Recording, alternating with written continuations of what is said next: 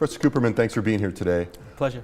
Foreign policy has arisen in recent weeks in the presidential election. I'm wondering if you could talk about what you see as the differences between Barack Obama and Mitt Romney in the area of foreign policy. I think there are differences generally and then a few specific.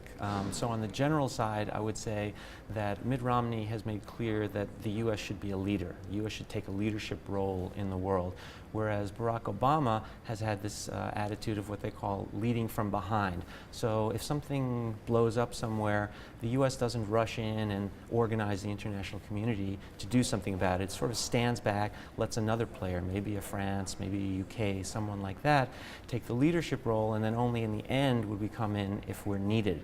And Mitt Romney thinks that that's sort of sacrificing U.S. leadership role, and that that's not good for the U.S. It's also not good for the rest of the world. Barack Obama would say, well, he's worried about going back to the George W. Bush policy, which was very militaristic and unilateral, and Obama thinks that got us into a lot of trouble in Iraq. So there are some real differences generally.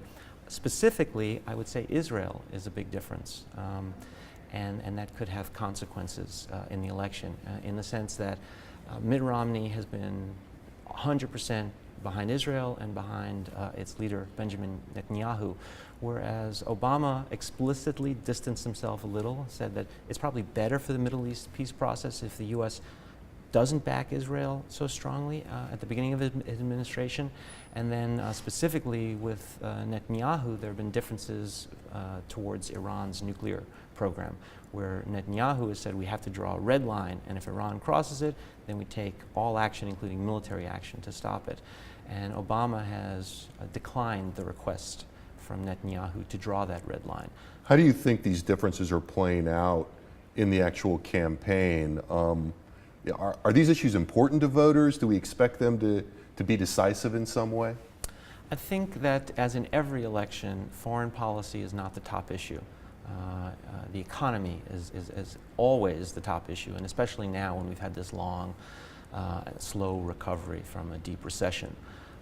That being said, there's a percentage of voters for whom foreign policy is decisive in whom they choose to vote for, and there's a percentage of voters for whom specific issues in foreign policy are decisive. And one is the Israel issue that I mentioned. There are voters in America, some evangelical Christians, some Jewish voters, for whom Israel is the most important thing. Defending Israel is their number one priority from foreign policy, and therefore determines for whom they're going to vote. And those folks, I think, are more likely to vote for Romney than for Obama. So then you have to look at, well, which are the swing states? And for example, Florida is a swing state, and Florida has a large Jewish vote. And so, you know, you could imagine that that issue, Israel, might swing the vote in Florida, and then Florida might swing the Electoral College. So I would say it's not likely that foreign policy is going to determine who our next president is, but it's possible. So as a foreign policy specialist, you're not completely bereft. Even I don't vote only on foreign policy, and I don't know that anyone should. But it's been very interesting, especially with the Libya attack, the attack on our ambassador there that killed him and 3 other Americans. I think that's really vaulted foreign policy into the public debate, and I think we'll see it in the second and especially the third presidential debates. So no, I think that foreign policy is not irrelevant, and that makes me, as a professor at the LBJ school, very happy.